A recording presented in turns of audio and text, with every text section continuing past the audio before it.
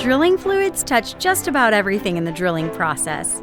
We're here to deconstruct the drilling process and drilling fluid concepts to provide a deeper understanding of our industry.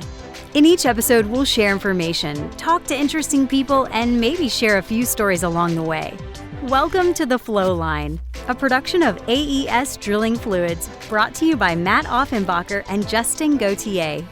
Hey everybody, welcome back to another episode of the Flowline, here with my lovely co-host, and for those watching, you may notice a little something different here. We've got our minimalist mic stands, which is very nice, just, trying to improve like we do in drilling fluids, but we also try to improve our studio and performance here behind the mic. Yes. And so, there's always, again, and because podcasting is such a popular medium in terms of, content and, business and there's a lot of cool stuff out there that you can create nice little studios. And so here we are with the new mic stands. Probably doesn't sound much different, but it feels great. Yes. I feel so free. Right. The only thing would be is like going fully wireless. I think would be the next iteration of improvements. But nonetheless, I am not complaining. I love it. And a big shout out to Matt for getting these little guys.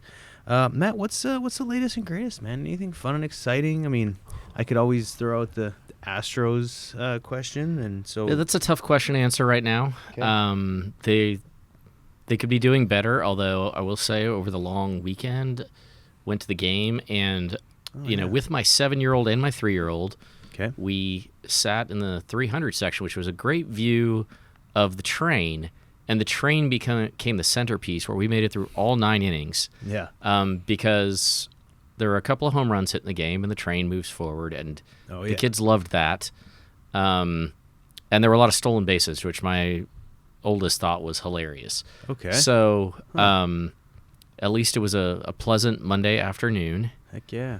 Afternoon game, right? Yeah. Wasn't it Sunday and Monday afternoon games? Yes. Oh, so perfect for the family. Absolutely. Like, that's the thing, is I really want to take my kid to a game, and then I'd look, and it'd be like, sometimes the Saturday games will be at 3, but a lot of them aren't until 6. And I'm like, we start getting ready for bed at like 7:15. Yeah. So no, it's that's great. It sounds like the boys had a good time. They made it past it was funny. I remember you were mentioning it to one of our coworkers about how your son just could not wait for the train, but that was like his highlight, is like watching the train, right? And so he like made it through the full 9 innings. Well, for a 3-year-old, it like, obviously there's lights, and they do some good sort of side bits. There's also every time there's a strikeout, there's like an astronaut that plants a flag with the number of strikeouts. Yeah. And like they have a different animation each time, and so my son thinks those are fun. My oldest thinks those are really funny. Yeah. So like they have some things that I never, like as an adult, don't think about. Yeah. And they'll be like, "Oh, cool," Yeah. So, but the train got a lot out of that, and it like blows off smoke whenever somebody scores a run, and so there were a lot of runs scored. So that's awesome. That worked out. Cool. Yeah, and Luis Garcia pitched for the first time in like 2 years. Oh, and I think he is just a wonderful person, super chill dude, and like just very happy for him that he had a good outing. Cool. That's awesome. So yeah, great experience. There's something. I mean, You're just like trying to catch up on sleep, I gather, though. Yeah, it's again the grind continues at the baby front. She's doing well though. At the end of the day, all you can ask for is a healthy baby. Yeah, she's doing what any healthy baby should be doing, is eating a lot and then crying when she's hungry, and lots of diaper changes. So it's just you don't going from 2 to 3. There's zone defense and this and that, but perfect examples, like we get home from practice last night. My son had football, my daughter had softball. Again, I don't know why a 6-year-old's practice ends at like 8, but it does. And so by the time you get home, eat dinner, bath, and all the rest of it, it's like close to 10 o'clock. Wow. And so, get home with their practices ended around the same time.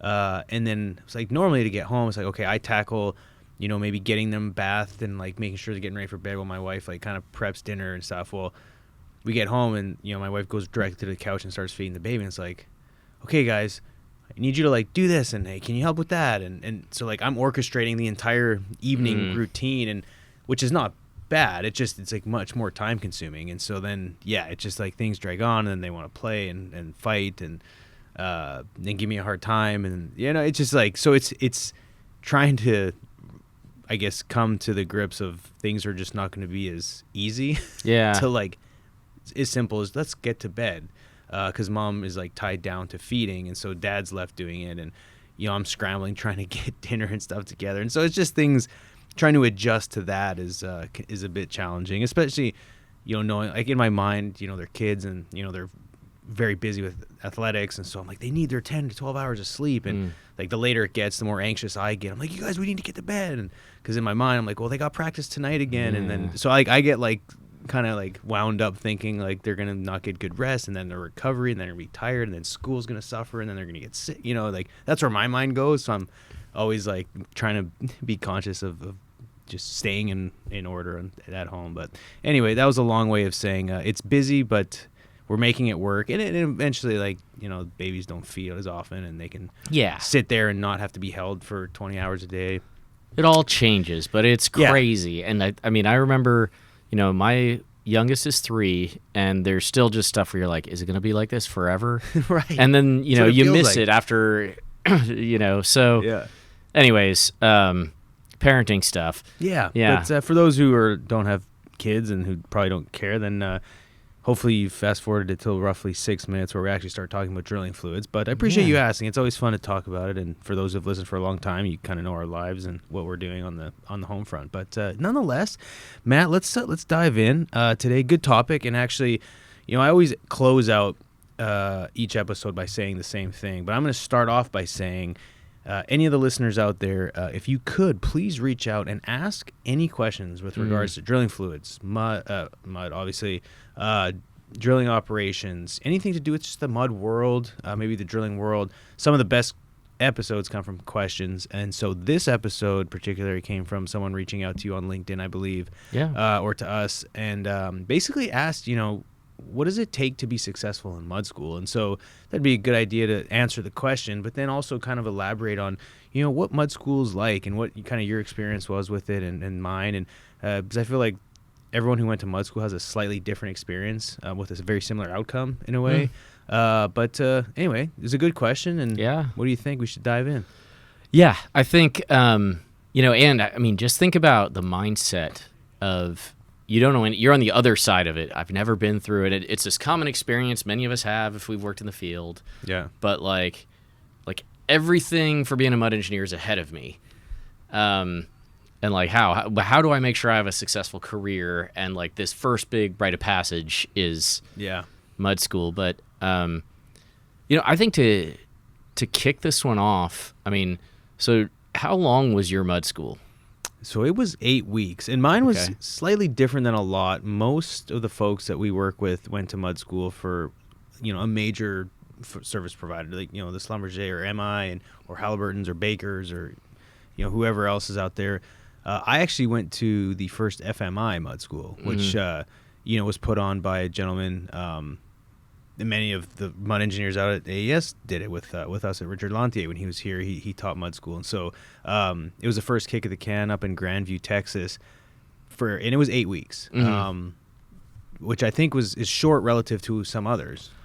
So mine was, I think, 8 or 9 weeks. Was it? Okay. Yeah, it was. I think it was 9 weeks. Okay. And I think. So mine was with one of the bigger service companies. I was at MI at the time, and I mean, I guess a few things of the dynamic. So for mine, like the price of oil was way up. This was 2005 or whatever. So they had at least 4 mud schools going on that year, and I think we had probably 80 people in our class. Like it was huge. It was all over the world, people coming in, and so I mean, one part of it was obviously getting to meet people from I don't know, just all walks of life, Venezuelan guys. I'll never forget, there were a couple of guys from Algeria, and there was a guy from Yemen. And I don't know why, but I was like walking out to my car, and I had a cowboy hat on. And like this guy runs up to me, and he's like, I see you're in your customary dressing. No way. I've always this always stuck in my head. But it was a very broad group. So some guys had been derrick hands. Yeah. Some people had actually worked as mud engineers already, and this was like hey, we need to get you through the formal thing. Okay. So it was a broad swath both of kind of nationalities, experience, that kind of thing. And I guess for yours, what did it look like as far as did a lot of people with rig experience were there, or how did it break down? Yeah, no, it's similar in a sense, but no international type folks coming. It was very sort of domestic, even like mostly you were Texas from Canada. Well, so I guess technically I was the international representative. Yeah, okay, that's true. Yeah, but yeah, and it was sort of hand-picked, right? Because it was the first sort of cohort of the, I guess, AES, FMI type mud school. And so I would say, probably 15-20% were former rig hands. Some folks, like, I think there was like 2 or 3 of us that maybe had worked in drilling fluids, maybe just 2 of us. And then, there were some petroleum engineers, a couple of them. And then there was a few that had come in that had no oil field experience that unfortunately didn't last very long. One was a used car salesman. I'm not sure that didn't work out too well. But actually, no. I would say majority, probably half, were actually rig hands. Okay. That had sort of been handpicked from FMI to say, hey, you want to be a mud engineer? You've expressed interest, and so it was cool because we all were cut from similar cloth, which was neat because it created like a very party animal-esque vibe. I can only imagine. Yeah, so that was ours. Yeah. So, and about how many people was that? I want to say probably no more than 25. Probably okay. 20 or so. That's still a pretty healthy size group to spend that much time together, Yeah, no, you make a good point. Spending that much time in a hotel studying and then going out and eating and to the bars after, it's you get to know people personally pretty well, which is cool because then you develop these long-term relationships. Like a lot of the guys I went to mud school with, there's sort of that brotherhood vibe. Whenever you see each other, it's kind of like you 10 years hasn't passed quite. You know what I mean? Yeah, it's crazy. There's not that many guys I think that are still in the industry, even from my huge class, but there are a couple of them still out there. 80 or 90. It was huge. Jeez. Oh, that's right. Yeah, you mentioned 80. And granted, a lot of them were international and just harder to keep in touch or what have you. But there's a mud engineer that we work with here at AES, who I was in the same mud school as. Oh, no way. There's one guy at one of our customers who I was in mud school with.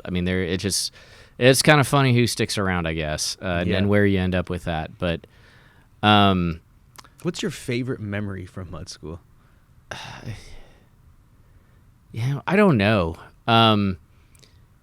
It was just really interesting for me because it was all like new and different. My first real job, like I graduated from college. Yeah. I had a couple of months in the summer where I traveled a bit, and then it was like, got on an airplane from Asia, was home for 2 days, and then started mud school. Yeah. I didn't really know what to expect, and I think I also had sort of the, my dad was in the industry, and I think he was working back then as well still, but I think he was like trying to get me prepared and that sort of thing, but I had no rig experience. I didn't have time to do like a ride along or anything, which they like to do before. You follow a mud engineer for a few weeks, maybe do a mud check yourself, so you're sort of primed up. I didn't get a chance to do any of that. Okay.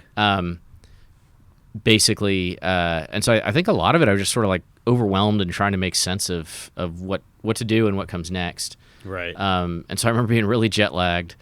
I think I remember just the instructors and kind of, there are a few kind of, we had 3 or 4 instructors. And so we had, one guy from Oklahoma who cracked a lot of jokes about being from Oklahoma.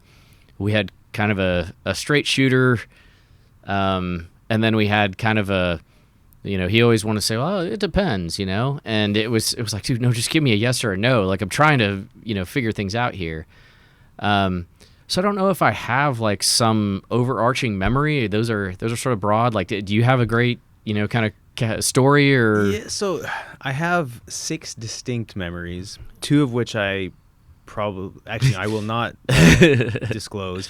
The one, so being from Canada, and I'm not from rural Canada. I come from the city, and so of course I didn't come prepared with cool cowboy boots. And the entire time they bugged me about going and buying cowboy boots. And so one time we drove into Fort Worth, and then we went to Cavender's, and I was like, guys, like my skinny jeans aren't gonna fit over these cowboy boots. It's not gonna work. And they're like, well, don't worry, we can get you when you go to the rig, we'll get you some steel-toed cowboy boots. And I was like, I didn't realize cowboy boots came steel-toed, and so I was like, yeah, if there's steel-toed cowboy boots, yeah, sure, I'll get them. And they're like, oh, okay, we go. So they bought me some steel-toed cowboy boots, and they're the ugliest things in the world. So that stood out because I felt like it was a rite of passage to wear cowboy boots, and they fell apart not too long after that because they weren't good quality. But it was cool because I got to get my cowboy boot experience on. Another one was we were doing mud checks in the mud lab, and I refused to try chewing tobacco because I knew what it did to me years ago. And they forced me to do. I say forced me. They highly encouraged me to do it. I was like, okay, I'm going to do it. And it was peach flavored. I thought it would be cool. Ended up, kind of like gagging all over the mud lab, sort of puking in a bucket. That was funny. Yeah. And then the third one that really stood out was riding along, and I'd never seen someone eat peanuts and Coke in a bottle together for breakfast. So that was interesting. I guess it was a Texas thing. Obviously, none of this had to do with mud, but the point I'm trying to make is these memories that you get with the people you do it with, it's just some of those things like you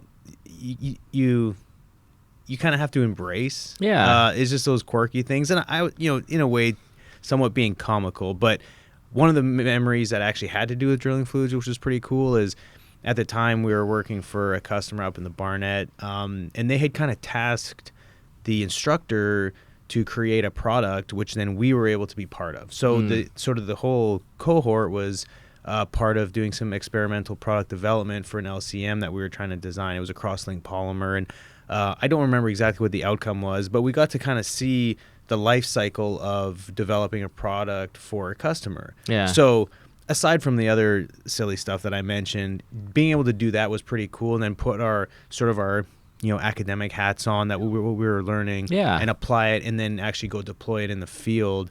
A few of us got to go see on a rig, and so that was like actually pretty meaningful and something we got to experience.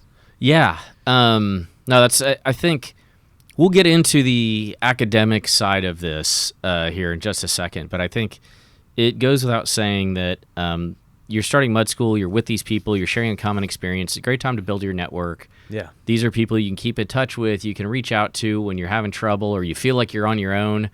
Doesn't matter who they're working for. These are people you can study with, but also, that's why it's important not just to, try and, make the grades, but build those relationships. Go out to eat. Go, even if... look, some of these guys, and certainly I saw this. I mean, there were some guys who went pretty hard at night, and we're not in the best condition for a hard day's work. There were certainly a lot of people, who, and I'm not saying you can't go out with them or whatever, but you don't have to do that to be social. Right. And so... And I'll echo that because after mud school, again, I was kind of laughed at because every day after mud school, instead of going directly to the hotel bar, I would go to the gym because it was important for me to work out and stay consistent with blah, blah, blah. And then maybe once every 3 or 4 nights I'd go to the bar, but there was a core group of people who would go every night. And it was almost like they felt like they had to fit in and be cool and whatever. And I mean, I get that. And then some just enjoyed the social aspect, right? Which is totally fine too. But to your point is you don't have to do that to, then be successful and be part of a successful cohort. Because, in the oil field, it kind of has that reputation of go out and, go to the bar and do this and that, but it's not absolutely necessary. Yeah, I got that. But yeah, so I guess sort of the mud school itself, because part of the question is how to be successful. I think some of it is the getting to know people and having conversations so you can sort of kick around I don't understand this. Especially there were a lot of derricans in my mud school, and it was super helpful that they could explain things about the rig, me having not really been on one. Right. And then, I had just gotten out of college, and so there were, some concepts that sort of as a degreed engineer, it was easier for me, and okay, I think I see how this works. Yeah. So we were able to sort of complement one another. But with respect to going through the curriculum, if you will, I don't know about yours, but ours was sort of broken up into, we do some different topics, and then at least probably twice a week, I think, we would go into a lab and kind of do some exercises related to that topic. So if it was hydraulics, we would use a 6-speed viscometer and calculate PV and YP. Or did you have some lab? It sounded like you had some lab stuff that you guys did. Yeah, and I want to say it was more front-loaded with sort of the first few weeks was like heavy in the books, and then I think we did a module where it was only focused on lab stuff. Okay. And then we would go back, but it seemed like the structure was slightly different. And I know at the time, if memory serves me correctly, they were sort of trialing a new sort of way of approaching mud school. Because we got to do quite a bit of hands-on, and because in Grandview, we had the warehouse, which was close by, which is Bowie, which was servicing the Barnett. So we got to spend a lot of time at the warehouse, riding along with field engineers. That's great. And so it was a little different from what I understand, and then listening to some folks. I mean, because again, it wasn't in Houston, so it's not. If you did one in Houston, you may have not had the chance to go to a warehouse or go to rigs regularly. Whereas we did, which is why they strategically put it up in Grandview to be close to where all the activity was, to get us some really sort of hands-on experience. Yeah. Yeah, so that was good. Yeah, and no, I mean, certainly the hands-on stuff is big. Even if you just do the whole mud school and you pass with flying colors, like it's important to get out there and ride along with somebody and tie what you heard to what you're gonna see. Yeah. And so there's always a little bit of sort of, some training wheels that you put on and kick off over time. Yeah. But as far as concept wise, I guess I'll share my experience, and you can tell me what you saw. But like, we had the basics first, like what a drill string was. Get everybody on the same terminology, functions of drilling fluids, those kinds of things, right? Yeah. And then you would work your way. We worked our way into, drilling fluid systems. So water-based muds and different kinds of water-based muds, oil-based muds and those different kinds. Yeah. We had a section, and I'm trying to go from memory here, and it's been a long time. You had sections on like hydraulics, solids control, contamination and treatment, and a lot of that was in the lab, where you'd see how properties change by contaminating a fluid, and then how to treat it out and what it looked like. Yeah. And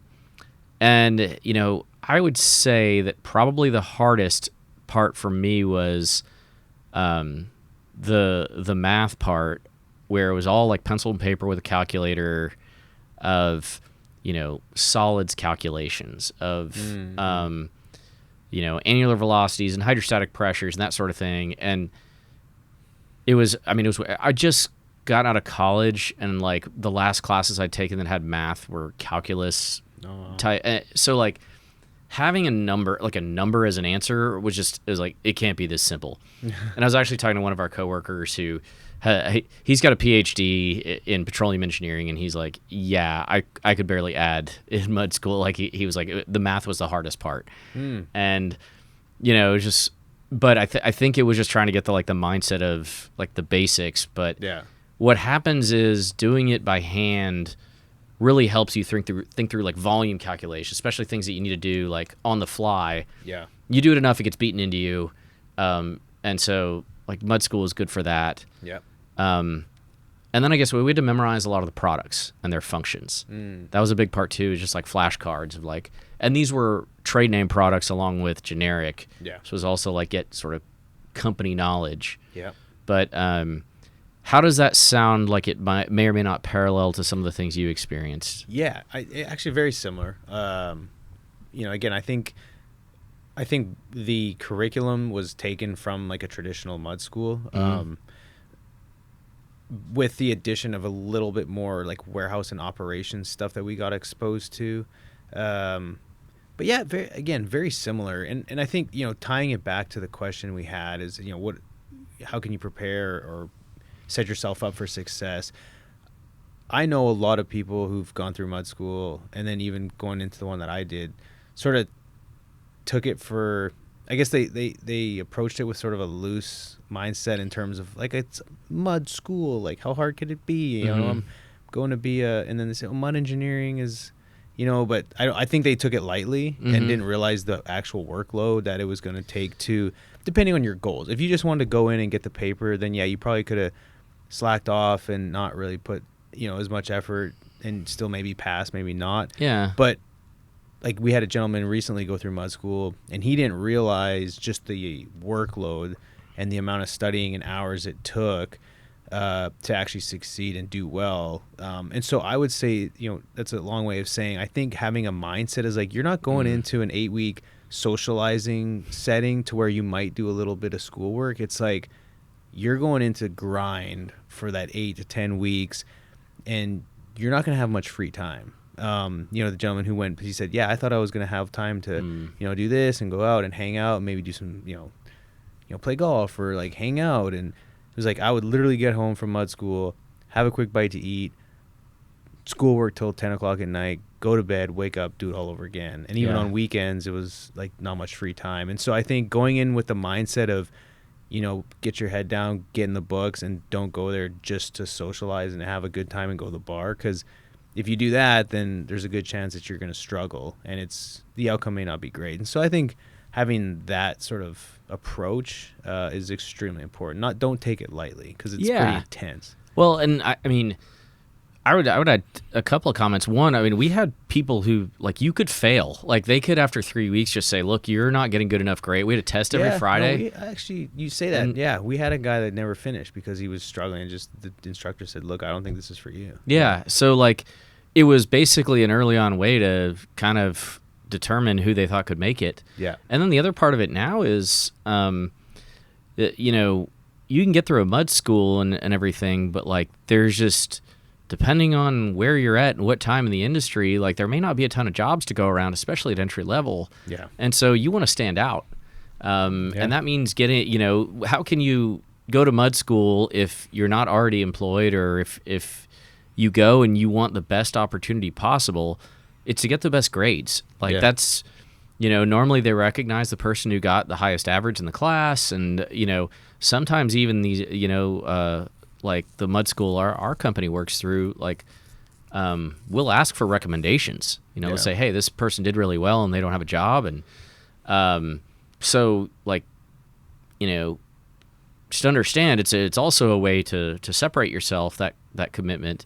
Yeah. That's competitive out there. I mean, I don't know if anyone's going to mud school, they may not be looking at the market too much and knowing exactly what's going on. But, with rig count where it's at and where it's sort of heading, it's not like, we're going to be back to 1,000 rigs anytime soon. So a lot of times they were just trying to funnel people through mud school to put them on rigs. Well, now you might have to be tippy top in mud school to even get a shot on a rig. Yeah. You may end up going into a warehouse for 6 months or a year before you even get a shot at being a mud engineer. Sure. And so, I guess tactically, kind of going back to the question, to be successful is like, put in an immense amount of effort. But on top of that, like, depending on your background, if you do have an engineering background, say through school, or maybe you have a technical background, or maybe you were, a rig hand, like, having that kind of helps give you a little bit of an advantage to where the learning curve isn't as steep. I was fortunate. I'd been in the mud industry for several years, and I had an education before that. So a lot of that, a lot of it I already knew, and so I was an advantage. So, maybe if you have aspirations to be a mud engineer, maybe see if you can go work for a drilling contractor for a year first. Yes, that will improve your skill set. Just understanding drilling operations, and then going into mud school, and then you're quite a bit more marketable too. Absolutely. To a mud company if you've got rig experience. Now, not everyone has that opportunity. It's not like you get to pick and choose. But yeah, I mean, if you're going in this green and you've never stepped foot in the oil field, spend a few weeks before going to mud school, like using, ChatGPT or something like, hey, I'm going to mud school. What are some things I need to know? What are some, like, maybe some modules that I can sort of work myself into, like, getting a lot of the stuff I should already know, kind of get that out of the way. That would be helpful. Just put forth the effort even before stepping into mud school. Yeah, well, and I think, use internet resources where you can sort of get some background independently. There's a lot of great stuff on YouTube. Right, yeah. There's this podcast that could be pretty helpful. Listen to every episode. Yes. And then, I think ChatGPT is kind of the new one that I think some of us take for granted, where you'd be like, explain this to me like I'm 5. Yeah. Or, and I do this all the time when I'm like struggling to understand an aspect of a technical paper, or I feel like I'm missing something. Be like, hey, this graph is weird. Can you explain it to me as if I don't work in this industry? Yeah. And it'll be like, okay. And it'll use like some childish metaphor. And it's like, actually, that you dumbed that down perfectly. Like, Yeah. now I really understand. And of course, oil field stuff, it's not perfect, which is why you want to check it. But 9 times out of 10, it's probably going to give you better background. And you're seeing that, AI tools in particular, LLMs, just across the whole realm of education are dramatically improving outcomes. Yeah. And so I think, this is no exception, where you could be like, hey, I know engineering calculators are tough. Can you give me a weight up problem and walk me through the solution after you do it yourself? Yeah. So you basically have like a little tutor that could make up the numbers and then check them for you. Yeah. Cool stuff like that. So For sure. Yeah. Wish I would have had that.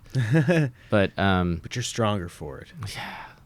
back in my day we didn't have Right. but yeah, I mean, I think this all comes around to, like, I think asking the question is helpful because it suggests diligence. Yeah. You're already asking, how can I be successful? That means you're looking to be successful. Mm-hmm. So I think that's a great place to start. And then I would just encourage you, not everything comes to everyone easily, but that's why you can form study groups. That's why you can, put in some of the extra work. But if you take it seriously, I think you're probably going to do pretty well. Yeah. But it depends on how far removed you are from school too, right? Like all of a sudden you got to break out algebra again, or chemistry, or, and so those things, there's going to be, understand that like the concepts aren't as difficult, but there's going to be a bunch of dust to brush off, even if you have a background in some of these things. Yeah. So. No, that's a good point. I mean, from my perspective, I don't really have much else to add, Matt, in terms of, how can you be successful in med school?